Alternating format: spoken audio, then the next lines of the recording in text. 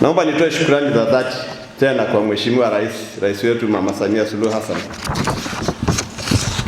kwa miongozo ambayo anaendelea kutupatia sisi Wizara ya Madini na maelekezo anayotupatia, na hususan maelezo mahususi aliyotupatia katika kuja kusaini huu mkataba wa Helium One leo hapa katika eneo la mkoa wa Songwe.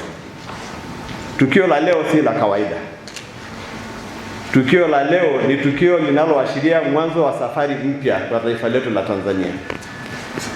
Safari ya Tanzania kuingia katika ramani ya dunia katika uvunaji wa aina ya kipekee ya madini ya kimiminika, gesi, hiyo kimiminika ni gesi ya helium, na pia ni mwanzo wa teknolojia mpya ya kisasa kwenda kutumika katika kuhakikisha kwamba taifa letu linanufaika na rasilimali za madini yake, ikiwepo helium ambayo leo tunaanzisha mradi wa kwanza katika taifa letu aina yake.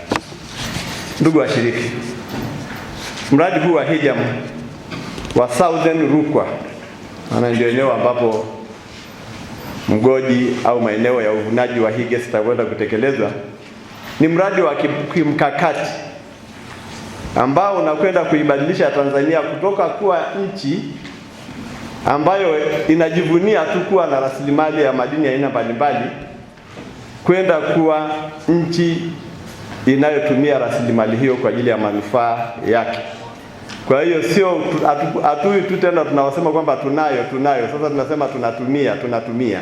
Tunaelekea kwenda kwenye kuwa nchi hai katika uchumi wa kimataifa wa rasilimali hizi za kisasa. Mradi huu unatekelezwa katika eneo la takriban kilomita za mraba 480, ukiwa umechukua sehemu ya ardhi iliyoko ndani ya mkoa wa Songwe, hasa wilaya ya Momba, na sehemu kidogo ya mkoa wa Rukwa. Lakini pia mfahamu kwamba bado kuna mradi mwingine wa helium ambao utafiti wake unaendelea. Kuna kampuni nyingine inaitwa Noble Helium, nao wako katika hatua za mwisho za kuchakata tafiti zao ili tuzidi kuongezea hazina hii ya kipekee kwa dunia yetu na kwa taifa letu ambalo sasa tunakwenda kuanza kuzalisha. Manufaa ya mradi huu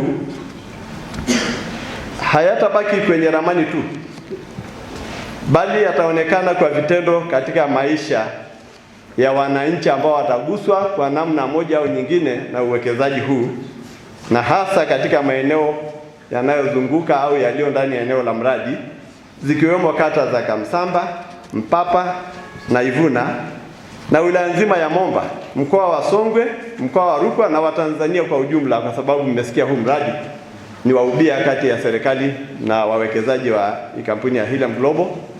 Kwa hiyo wote ni wanufaikaji katika uwekezaji huu.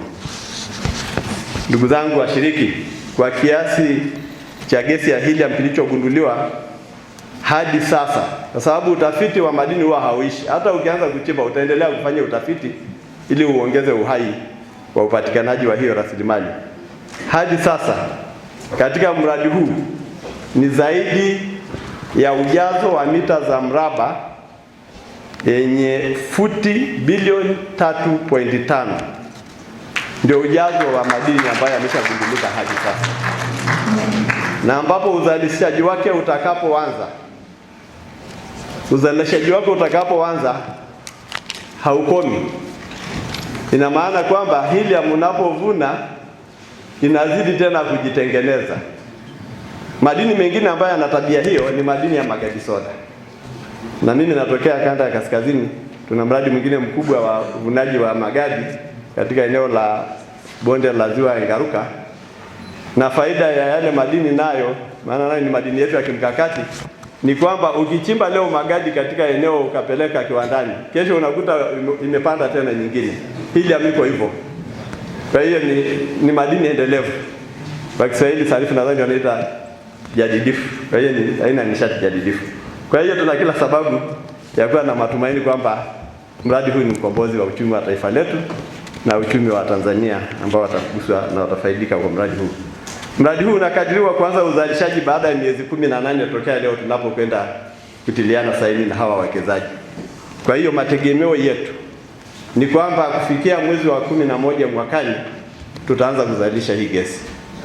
Na ni waase wawekezaji wetu kwamba baada ya kusaini tusilale, tufunge mikanda, maana najua dunia inahitaji rasilimali, Tanzania inahitaji rasilimali kwa ajili ya pato lake litakaloongezeka na Watanzania hawa wanaohitaji ajira, lakini na ninyi hamkuja kuwekeza tu ili muwekeze kwa faida ya kusema tumegundua mnataka pia mfaidike. Kwa hiyo tufunge mikanda, tuhakikishe kwamba mradi huu unakwenda kuanza kutoa matunda yake kwa muda ambao mchakato mzima wa kupitia ili uweze kuanza kazi unafanyika ndani ya ule muda. Kwa hiyo tunategemea Novemba mwaka kesho pengine tutakuja kuanza kuona zao hili likianza kufanya kazi.